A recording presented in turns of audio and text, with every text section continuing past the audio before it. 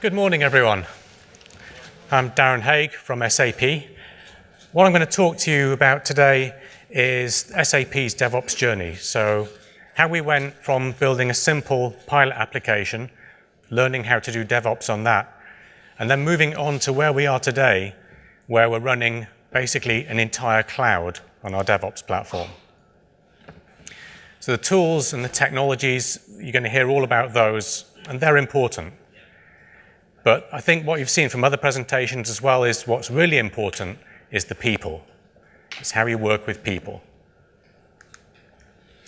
So I guess a lot of you are thinking right now, who the hell's SAP? Well, we like to think we're the world leader in enterprise applications. We were founded 44 years ago, so we've been writing software for a while now. And our mission, what we really want to do, we want to help the world run better. And it blows my mind every time I put one of these slides together. It's about once a year. I have to completely redo all of the numbers on the right-hand side. It's basically over the last 44 years, we've had double-digit growth pretty much every year. So now we're at a stage where we've got over 300,000 customers, nearly 200 countries, almost 80,000 employees in 130 countries. And I think that's a similar scale to some of the other people you've heard from over the last couple of days. What maybe makes us a little bit unique is that of those employees, about half of them, because we're a software company, are in technology. So we've got a big technology base. Quite a few users of our software as well, over 110 million at the last count.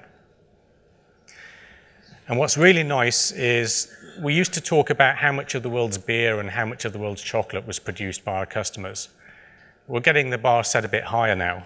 So our customers produce nearly 80% of the world's food and over 80% of the world's medical devices. Over 3/4 of the entire world's transaction revenue touches an SAP system at some point. So we're really well on our way to helping the world run better. So from that grand scale down to myself, I'm not even going to show you an org chart because I'm right at the bottom of it. I'm an architect, so I've got a bit of experience, but nobody reports to me. So I was part of a team a few years ago doing a lot of SAP's websites, including our developer portal. And then we did a pivot, which you'll hear about a bit later in the talk. And now I'm one of the architects on the cloud platform team, where we're producing, as I say, this cloud for SAP's whole portfolio to run on. So I'm going to mostly be talking about a lot of web and Java type technologies, but I'll touch a little bit on how this also can apply to SAP on-premise stuff. So as Gene said, this is the talk I gave at the FlowCon conference a few years ago. He asked me to put this slide up, I think because it had a bit of a cool title at the time. It shows that you can go from this lumbering dinosaur of a company to get the agility, the speed of a spaceship. So back in dinosaur times, we've always thought that we were agile in my team. You can tell from the picture there that's not quite true back in 2010. But there were some good things around. We have version control, and before I joined SAP, I'd worked on projects where we had to fight hard, even for a version control system. Project managers didn't see the point. We had good issue tracking in Jira, Bamboo for build automation, so we could take a bunch of code and produce the jars, and we released once a month, so not too bad. But if we were starting a new project in our department, then you need to know when you're going to go live with a 6-month lead time. There was no, hey, let's do a quick project and see how it works. You had to buy the hardware in, schedule someone to come and plug it into the data center, get a budget for the hardware, all the rest of it. And we didn't really have any kind of culture of automated testing. So each release cycle, we had someone doing manual testing for a couple of weeks. And that was, it takes a lot of time. And it's soul-destroying work, manually running the same tests every month to see if anything broke. And I'm sure this next point is quite familiar to a lot of you as well, is that, code, we announce a weekend downtime because no one's using the website over the weekend. The ops guys come in, they don't mind working on a weekend, whatever. So they take the machine down, they pick out the Word document that the developers have prepared with all of the sequence of steps on, all of the bits of configuration to do, and of course they're going to do that absolutely perfectly. They're clever human beings. At the time, of course, then we had there's the development organization over here, then the ops organization over here, and then the hardware guys over here. Each of them has their own different customers and different priorities, so even trying to get everyone lined up to do things at the right time was a challenge. And as I mentioned, the actual configuration data, so what makes production different to QA, what servers each is talking to, that's not controlled, that's just in this Word document that's produced by the developers. So yeah, we had some challenges there. But as I say, we were, agile. We were delivering every 4 weeks. As you can see from that, 4 weeks of each iteration, 6 weeks from initial request to development, QA, deployment. That's not a bad cadence, in theory. In practice, it looks a bit like this. The first iteration is great. You do your 4 weeks of development, throw it over the wall to QA, they do their testing. But hang on, while you're starting your next iteration of development, QA found some bugs. So actually, we found that of this 4 week of development, 2 weeks of that is spent chasing down and fixing bugs. Then we get to the weekend where the bugs are gone, the ops guys are going to do the deployment, they're following the instructions, it's all deployed. Monday morning, hang on, something's not quite working right. Did someone put a typo in the configuration over there? And we need to figure this out. So you have this purple bit there that's basically 48 hours of mass panic, working late, tracking down that bug, finally correcting it, and then everything's fine. But suddenly you find yourself with a bunch of really tired developers who've got 1.5 weeks to do 4 weeks of work. And that cycle repeats itself every month. So what you're probably thinking now is, well, why would we consider DevOps? Well, it was forced upon us. We were between a rock and a hard place. We got to 2010 and we're planning out the year's effort. We realized that, with 100 staff in our entire unit, that's roughly 20,000 person days of effort available.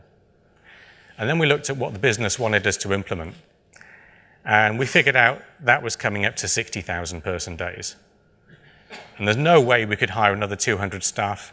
Even if we did, they'd never get ramped up in enough time to deliver that kind of effort. But the clue is in that tripling of effort. If we go back, we're wasting 2/3 of our effort anyway. So if we can somehow get that back, we can get on track.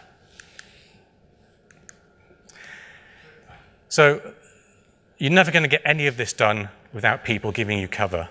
And that's probably our biggest piece of good fortune that really enabled this.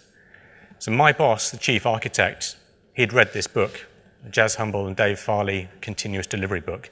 Highly recommended. Essentially, it boils down to two things. You automate everything and you version control everything. And the spark of genius that my boss had is he decided for everyone who reported to him, part of their bonus would be dependent on whether they could demonstrate that they'd read this book. So that created a very strong incentive for people to spend a couple of days just sitting down, reading through, getting the lessons. And rather than risking everything, we chose one small project to do. So we started with the SAP Identity service, which is a new product I'll describe on the next slide. It's not just him being able to do that, though, because you need a bit of money and a bit of time to put these things into place. So he managed to convince his boss as well. And his boss was in a position where he trusted what Marcus, my boss, could do. And he agreed that of all of the project budget that he controlled, without necessarily telling the rest of the business what we were doing, he would take 10% of that and devote that to our DevOps initiative. So that meant that we had this project. Very briefly, it's a project where, at that time, if you went to SAP's website, we're all about one version of the truth, a big system with all the information in it, controlling everything. You just go to one place. And yet, because of all of our different business units all wanting to have their different websites, if you wanted to actually go to SAP's website and go to a developer portal or look at something for sales, you had to have, at one point, I think 12 different accounts with our various bits of websites to be able to log in and use it all. So it's kind of embarrassing for a big ERP company. So this project was really to put a product in place that allowed a single account and then a single sign-on to work between all these websites. So they could all working as they wanted to, but there was just one identity for the end user. Now, not in the initial iteration of that project, but eventually this spun off as its own cloud product within SAP that's now part of what we sell as the HANA Cloud Platform. So we have millions of users not only using it to access our website, but also using what we call SAP Cloud Identity product to access their own web apps as part of their enterprise solution. So, we've gone from, after a year or two when we went live with the big version of it, where, this needs to stay up or essentially SAP's website is down, to where we are now, where this needs to stay up or SAP's website is down and a big load of our customers suddenly can't use their cloud software. So yeah, from small acorns, massive oak trees and big, reliable, scalable oak trees can grow. But as I said, it's about the people. So the key thing that we did was we created a cross-functional team. We put everyone together. We adopted Agile. Well, we adopted what we thought was Agile from reading articles on the internet at the time.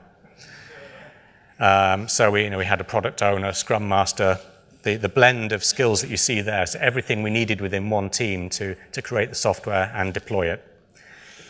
And the challenge we had as well, but being SAP, this is a geographically distributed team.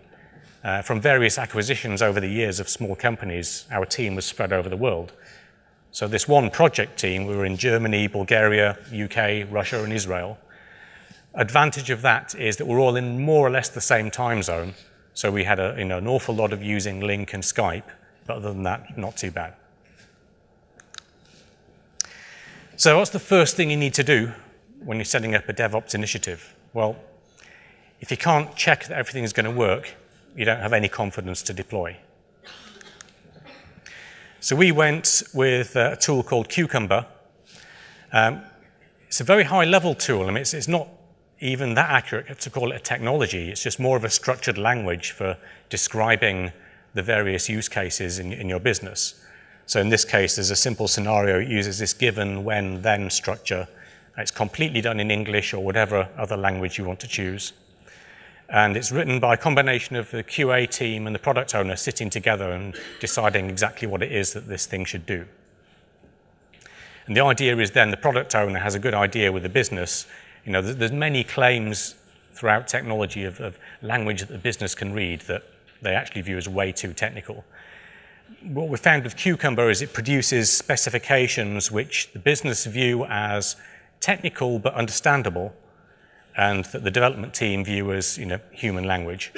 That's a pretty good compromise that works quite well. So where the magic comes with Cucumber is this gherkin structure, this given, when, then. Each line of that can map to a piece of Java code or a piece of Ruby code. Now, that doesn't mean that your system you're testing has to be written in Java or Ruby. This is just what the language that your tests are written in. So essentially, that drills down to the actual technical nitty-gritty of what you're testing. In our case, we were using Selenium quite a bit underneath the Java to drive web browsers, so we could actually test clicking through and things did what they were meant to do. But this can also apply to any on-premise system. I mean, it's particularly easy if there's a web interface, you can use Selenium. But it's not too difficult in Java or Ruby to do an adapter to control a system through other means. So for on-premise SAP, for example, you might be calling remote function calls, or there's an automation tool for triggering the user interface and that sort of thing. So it's challenging for sure, but certainly not impossible to use this stuff for doing on-premise ERP. And essentially what that gives you is an executable specification, which is quite a powerful thing to have. So given that, if it still takes you ages to run your tests, it's still an issue. And what we found is that trying to reduce that cycle time really made a difference to productivity. So in other words, if a developer commits a change, and the build takes 3 hours to run, to them it's almost half a day before they know whether that change even passed the test suite. And by the time that half a day has gone on, they're working on a different task completely. So the task switch overhead destroys it. So we came up essentially with some benchmarks that said, well, for an individual developer running the tests just on their own developer machine, that to run all of the tests and build all of the code should always take about 15 minutes. Any more than that, and the developer is going to go off and do something else. In 15 minutes, they can go and grab a coffee, have a quick look at Facebook, and then carry on with their work. And then within 40 minutes, you have the benchmark that should have gone onto the main integration system, run the integration tests, and have been deployed to QA. So if it caused some sort of disaster at the integration test stage, at least they're knowing, and the order of magnitude of go to lunch and come back. Now, what's key to this is parallelization, and especially if you are going to be tackling anything like an on-premise ERP system. We got to a point fairly quickly where we had over 1,000 scenarios with 10,000 test steps, and each of those may only take milliseconds to run, but that soon adds up. So by running our QA system in the cloud, we were able to just add nodes as needed to keep that running quickly. And the lesson here for on-premise systems is even if your production system is on-premise, it's worth considering putting your QA system in the cloud. Because there are two big benefits to that. One is that every night when everyone goes home, you can just turn it off and it's not costing you anything. The other benefit is when you're running your automated tests, you can have as many tests as you like. They can take quite a long time as long as each individual test is relatively short, and you can just scale out elastically in the cloud. So in other words, you start your test suite running, you scale out, you're running this huge, great system in the cloud that runs your tests really quickly, and then you scale it right back down again. So it's only costing you money while you're running the test, and that money it's costing you is paying itself back and giving you really rapid feedback. So it's something people don't often talk about in the cloud. It's mostly, we're just going to lift and shift, we're going to run our servers, they run it for us. But it enables a different kind of working that's really powerful. But it's not about the technology, it's about the people. So it's one thing to say, yeah, we need 1,000 automated tests. It's another thing to say to a group of developers that don't have a culture of automated testing, hey guys, here's what you're going to be doing for the next few months. They're suddenly faced with not really writing a lot of functionality, they're writing tests instead. So we kept it as simple as possible. We said, well, we're not going to try and explore every corner of the system. Start off by saying just what the system should do, checking that it does that, and so long as it works as it should in that case, we're not going to worry about every nook and cranny, every exception case. If you can think of an exception case and write a test for it, great, that helps, but it's not essential. So then you carry on with the manual QA testing at that stage. So it's still taking 2 weeks, but the rule in the team is every time QA finds a bug, the developers are responsible with QA for writing a test to expose that bug. What that means is as the months roll on, the QA guys are doing less and less regression testing. All of those regressions are being caught automatically. Even so, you may still need to give a little bit of encouragement to the team just to get them to really stay on track and focus on writing the tests. But the point is that once you've got a good test suite and everything is passing, now you've got the confidence that that system is running as it should, and you can then think about deploying it automatically. So that's the next step. Now in our case, we used Chef. You can use Puppet, Ansible, Salt, all good tools. The reason we chose Chef is it was the first tool we tried, it worked for us, there was no particular reason to go on and try anything else. What it gave us is the ability to take all of this work that the ops guys are doing on a weekend and just script it. So we could get rid of the Word documents put together. Essentially, it just became some Ruby code instead. That got checked into source control. It gets reviewed by a couple of people to make sure it's not stupid. And one of the nice things about Chef as well is if you get your recipes right, you have idempotence, which means that if you run the same thing over and over, you still end up in the same state. So you're not running something that's saying adding one, adding one, adding one, and you end up with 3. You're doing something that says set it to 1, set it to 1, set it to 1, ends up with 1 every time, repeatably. So that's the thing that gives you real consistency in deployment. And then we had this concept of blue-green deployment as well. So we had an alternate pool of servers. So any new release got deployed to blue or to green, depending on whether it was an odd or an even month. And what that did, that took away that big purple exclamation mark point in the flow diagram, the weekend panic. Because even if there was a mistake and production wasn't quite working properly, all we actually had to do was to tell the load balancer to put stuff back to the last month's work. So the limit of an emergency was going click, back to blue, no one's up all night, we've got a problem, fine, but we can come back to work in the morning, we work the problem like normal, rational people because last month's system is live and still running. That really makes a huge difference. You can solve problems with a brain instead of with your animal brain awake at 2 a.m. So along with the automated testing and the automated deployment, now we've got the confidence to do an automatic deployment. But it's not about the tools. It's about the people. So to get this working, you have to have the right skills. People have to learn Chef. Ops guys have to learn enough coding in Ruby to be able to write recipes along with the developers. There's actually really good opportunity there for developers to pair with ops guys to get this done, to get that cross-fertilization of what it is to do coding. So you have these recipes like install database and so on. Any configuration values, you're not storing in Excel sheets or Word documents anymore. They're actually version controlled. So you might have a structured file in some format like JSON or YAML, and that's in your Git system or whatever. You've got an audit trail. Things are put in correctly, they're reviewed, and they automatically drive the deployment. So there's no room for human error. And the final bonus point, it took us a while to get around to it, but it does add an extra layer of quality to the whole thing, is actually these recipes and cookbooks that you've done in Ruby and Chef, you can do unit tests for those as well. So you can actually check the quality of the DevOps code. So that's how we did the kind of first cycle.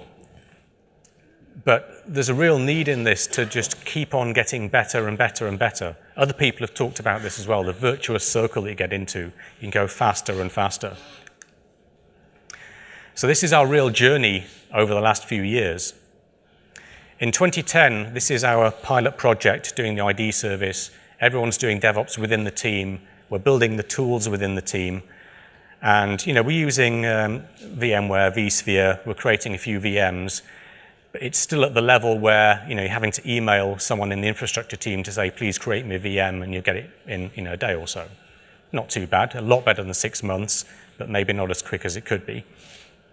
So we ended up writing a tool to automate some of these things we were doing. This tool was called Cocktail.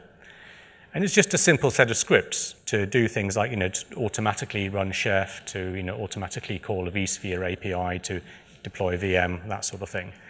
So with this point, with our first kind of pilot iteration, we took that theoretical 4-week cycle and we made it real. We eliminated those waste points, so we were genuinely doing 4 weeks of development every month.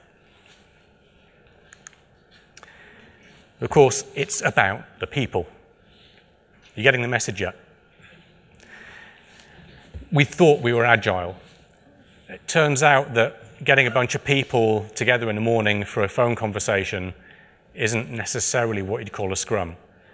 What it can be is, 1 or 2 people have particular issues and you spend half an hour talking about those particular issues, rather than 15 minutes with everyone saying what they did yesterday, what they're going to do tomorrow, and if they have any impediments. So to us, what made a big difference there was actually getting an agile coaching team in. So we had a guy embedded with the team, essentially.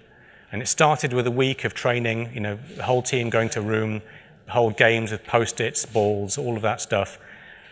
And it's fun.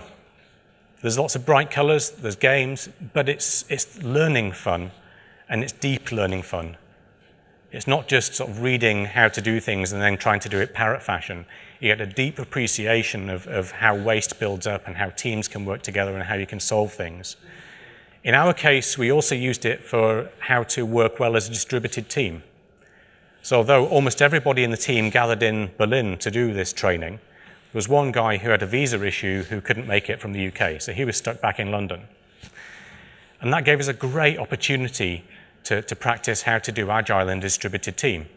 Because for all of that course, that guy was Skyped in, so he was on an iPad on the table as a virtual team member. And through some of the exercises, we made him the product owner. And some of the other exercises, we did pairing with him. So it really got us into working properly as a distributed team with Agile. And the coaches, they made us grow up. The coaches weren't afraid to say, you sound like you're behaving a bit like children here, which is another common theme, I think, among some development teams. So yeah, we really kind of said, yeah, it does look a bit like that. We are squabbling a bit over this minor point. We're intelligent adults. Let's behave like that. Even so, we did have a point where there were a few personality clashes, and that was nobody's fault. That's, people work in different ways. People have different styles. And so we did a little bit of shuffling around, and we got a big productivity boost just by putting people in the right teams that could work well together. It really is about the people. So as a result of all of that, we've now got a team culture of continuous improvement. We're doing retrospectives at the end of each sprint, picking the top 3 things to work on, and that's not focused on what we're going to build, it's about how we do it. So then the next year, we'd done really well on this project. We'd spun off this other bunch of guys into a sub-team to just work on the DevOps stuff while the main team carried on doing the ID service. And they produced quite a cool user interface to this cocktail tool and developed into its own kind of web-based platform, talks to VMware on the back end, runs Chef. And we actually got it to a point where now everyone in the IT department can come to this platform. They arrange for some VMs to be deployed. Their project is in this barkeeper tool. And they can go there and they can just click to deploy. So we've got the basics of actually getting a DevOps platform against a whole group of teams. And also we've got knowledge sharing, brown bag lunches, a little bit of people working in other teams for a couple of weeks to spread this knowledge that we'd got from the pilot project. So then we actually got to a point with the ID service now, we're scheduling a deployment every 2 weeks. We took our sprint length to 2 weeks. But even within that, sometimes we'd have a hot fix or someone wanted something delivered quite quickly that was an important feature. So we were averaging 2 or 3 times a week for our deployments at that point. And that was on a service where, by then, SAP's website would have gone down if anything went wrong. But of course, it's about the people. You have to spread the knowledge across the teams. You have to invest in the Agile or Scrum coaching. You have to make it normal for ops guys to be a part of each development team and have shared ownership and for teams to share what they learn. So now we're at the point where, hey, we've got a DevOps platform that's being used by a few teams in this department. Someone ramped up the challenge and said, well, the whole company should be doing DevOps. We're SAP, we write software for a living. This is something we should be doing. So in 2013, we started a new project called Monsoon, which is about taking DevOps to the company scale. So what we'd done before with VMware, we sort of scaled that up to a bunch of different data centers. We have this infrastructure as a service layer, so more or less equivalent to what you get in OpenStack now. And using Chef and mCollective, we had this automation framework so that VMs could be deployed automatically. People could just describe what they wanted in their project. It would automatically bring up those VMs. And typically turnaround time of an hour or 2, you could have your dev, QA, and production landscapes all up and running. All you needed to do then was write the app. So that was done using mostly Ruby on Rails. We found that, I think, in common with a lot of people, Ruby, it enabled us to get going very quickly. Eventually, after a few years of doing Ruby, it can end up to a point where the initial speed causes later on issues. But I think that's common across the industry. But the idea of by having those Ruby microservices enabled us to isolate the problems there. Another really important point here for the testing as well, especially when you're talking about on-premise stuff. We used a library in Ruby called VCR, so like tape recorders. There's a similar equivalent in Java called Betamax, and you could write something for other protocols. But that basically allows you to record the interactions with another system so that when you run the integration test the next time around, it's just there and it behaves like a bot, essentially. So you don't have to have the system, and it's much quicker.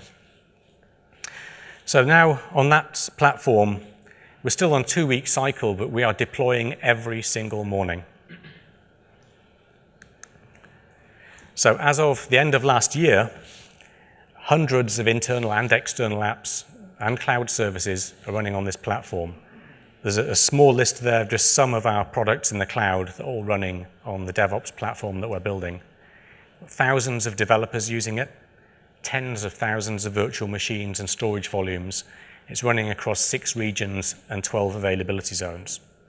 Now, I could pretty much stop there. It's about the people. So there's a core team, 15 to 20, so not that much bigger than the original ID service team. QA, you'll notice, is now down to half a person. That's all it needs to keep all of our QAs up and running. We use IRC, we use Link, a mixture of home and office working. Every 3 to 6 months, this is really important in any distributed team. We get together ostensibly for a workshop to plan what we're doing next, but really it's about just sitting together, breaking bread, refreshing the human relationships that can decay over virtual connections. And the second level support is important there. We have a you build it, you run it philosophy. So at any one point in time, there's someone on ops duty from the team. So they've got the pager. Finally, we haven't even rested on our laurels at that point. We're now building the next generation platform. So far, although everyone's doing DevOps, they're still at the point where each project has its 3 web servers, its 3 app servers, and its 2 database servers, and they're all lovingly cared for. So they're deployed automatically, but people are still making sure they're up. As you heard in the Disney talk, everything's got its personality. If there's a problem with a server, someone's going to log into it and see what they can do to fix it. Whereas really in the cloud era, when we're turning to tens of thousands of virtual machines, millions of containers, we're farmers. These are cattle. We don't have the time to look after each individual instance. So we need to be just saying, well, if one of these things dies, that's sad, but we just get another one as quickly as possible and keep running. So credit for this slide, by the way, this is not my slide, my pictures for copyright reasons, but this slide came from Gavin McCants at CERN. And he nabbed it from Randy Bias at Cloud Scaling. So there's a bit of reuse. So that took us then to using Kubernetes. There's a whole long laundry list of great stuff there that you can do with container management and Kubernetes. We don't really have time now to go into the detail of it. We can do all the nice things that you want at a container level. You can treat containers as cattle and not pets. So that takes us to where we are now. We've realized that actually, I said everything was more or less equivalent to OpenStack. At any point in time on the Monsoon project, we realized that we built something that OpenStack then came along and did 3 months later. So we were always a bit ahead of the curve, but we ended up after a couple of years saying, well, we've basically cloned OpenStack. There's absolutely no point us having an in-house maintained version of something that does the same as OpenStack. So now what we're doing is we're using Kubernetes for deployment on the container level. We're using OpenStack. We're deploying the OpenStack services in containers. We're doing all of the networking, load balancing. All of these components are now using essentially open source, except for the final 2, where it's a new dashboard for OpenStack and a new automation agent to enable the chef stuff. And they're things that we're putting into the open source community. So yeah, long story short, big OpenStack-based cloud is being built. We're now back up to a 4-week sprint cycle, and what that tells you is actually sprint length is not that critical. Somewhere between 2 and 4 weeks is about right. It's whatever works for you at the time. Because we're now adopting OpenStack and Kubernetes and everything else, less than 10% of our coding is now on our own stuff. And even that's mostly on stuff we're planning to open source soon anyway. 90% of our daily work is now working on open source projects. there's a big side benefit of that as well, is actually that's really motivating for developers, it turns out. They love to hack on open source.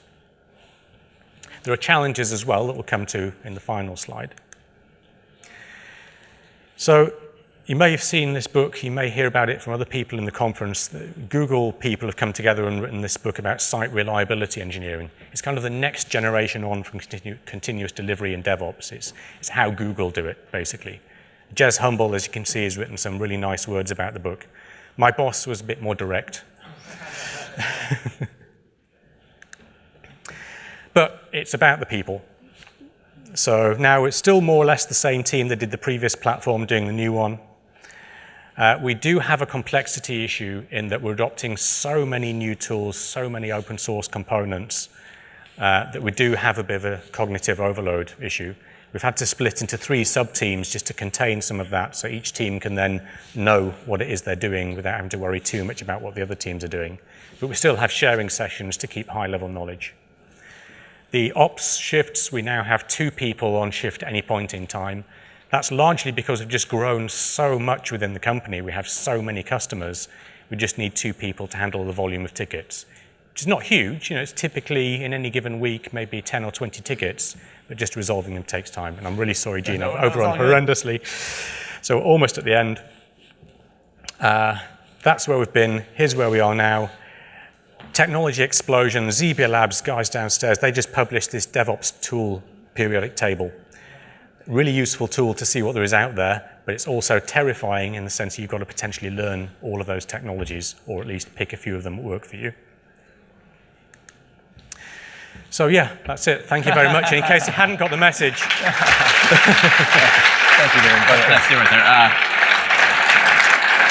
So the fact that you can do this on SAP systems, going from 9 months to a week to daily deploys to deployments on demand, there was a point when I was reviewing your presentation, I just started laughing, right? So if you can do it for SAP, if you can do it for Siebel CRM and mainframe systems that Rosman Maxwell talked about yesterday, you really can do this for anything. So thank you so much, Darren. That's awesome. Pleasure. Thank you.